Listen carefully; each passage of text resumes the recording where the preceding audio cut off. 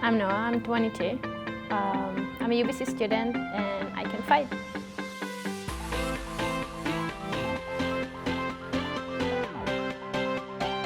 I started practicing when I was 7. Karate has been like a really big part of my life. I don't think I can imagine my life without karate. I know I'm more concentrated, I'm more self-disciplined, maintain my fitness. All the time before competition is like very stressful, so I would say like push me to like challenge myself more. Absolutely recommend everyone to practice, if not karate, some martial arts. I think it benefits a lot.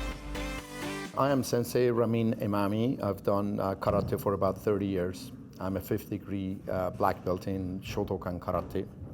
And I've been teaching karate right here in this neighborhood for about almost 24 years. I love every bit of it. I've basically dedicated all my life to passing on what I learned. I've done a lot of research, learning how to train kids, what to train them in, how to keep their interest. Parents also choose martial arts for their kids, whether they have boys or girls, because what we're looking for is not necessarily physical strength. We're looking for the aspects of martial arts that are mental, such as dedication. Discipline is a mental aspect, patience, self-control. A lot of mental aspect is involved in martial arts that can work for someone, empowering them from inside out.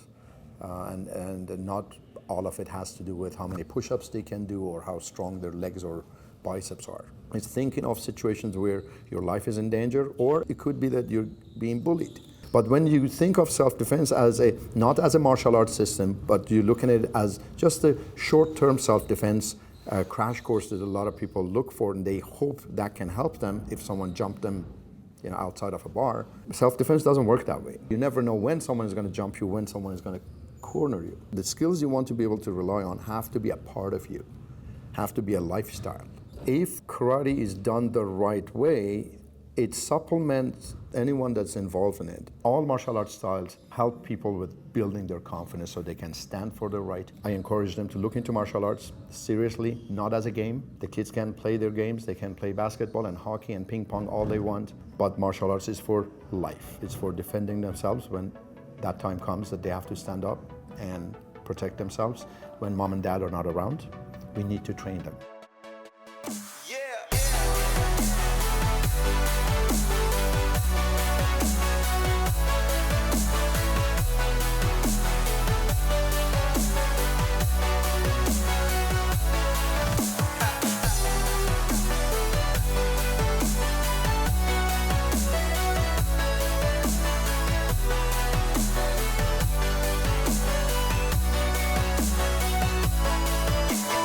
I grew up in Israel. Every Israeli, when they reach 18, they need to serve in the military. It's a mandatory service. Boys usually go to be combat soldiers, but girls has a choice. Usually, most of the girls are not combat soldiers, but we have the option to volunteer and be combat soldiers as well. The service is 2 years. I learned a lot and gained a lot of experience. So I knew how to fight before, but I know some girls that learned in the boot camp the first month. I think if women would know martial arts, they would feel more confident. I know I feel more confident.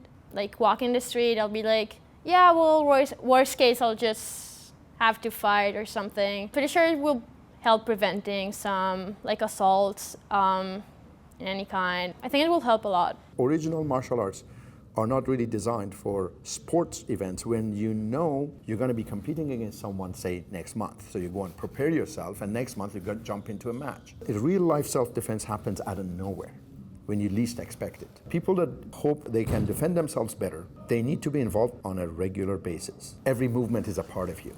The self-defense aspect of it alone is worth the effort for everyone. Accepting that crime happens, violence is out there, intimidation happens all the time, bullying is all over our schools. And at some point you're going to be targeted. What do you do at that time? What kind of training do you have under your belt? As you move back, you're going to hook here. You're going to catch this hand, and at the same time, take that leg.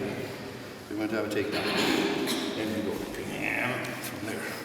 I've never had to use karate, fortunately, but I do like to think that if I I would have to like use it at some point, I will know how to like deal or cope with it better than someone who doesn't know martial arts at all.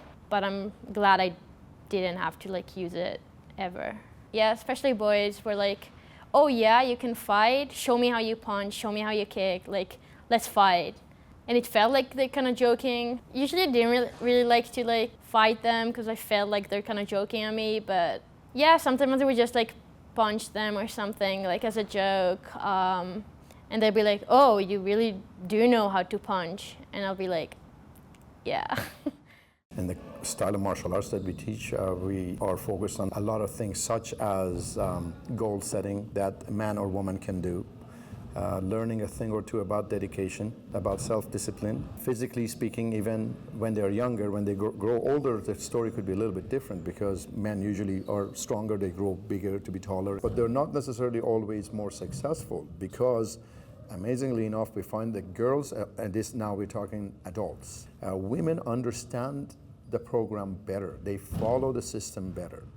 They pay close attention to everything you're talking about. I find that women follow the program a lot better. They're mentally more involved. They follow our lead a lot better than guys. Guys sort of want to create things of their own, and sometimes they get cocky. Women rarely get cocky about what they do, and they try to work the system to their advantage. But at younger ages, you find that there is not much of a difference. It's just a matter of training them well and teaching them the skills that are necessary for them to perform at their best. Quite often girls beat boys, and that we see all the time with a lot of games that we throw at our kids here, and such as what we saw today, Maya defeating everybody else.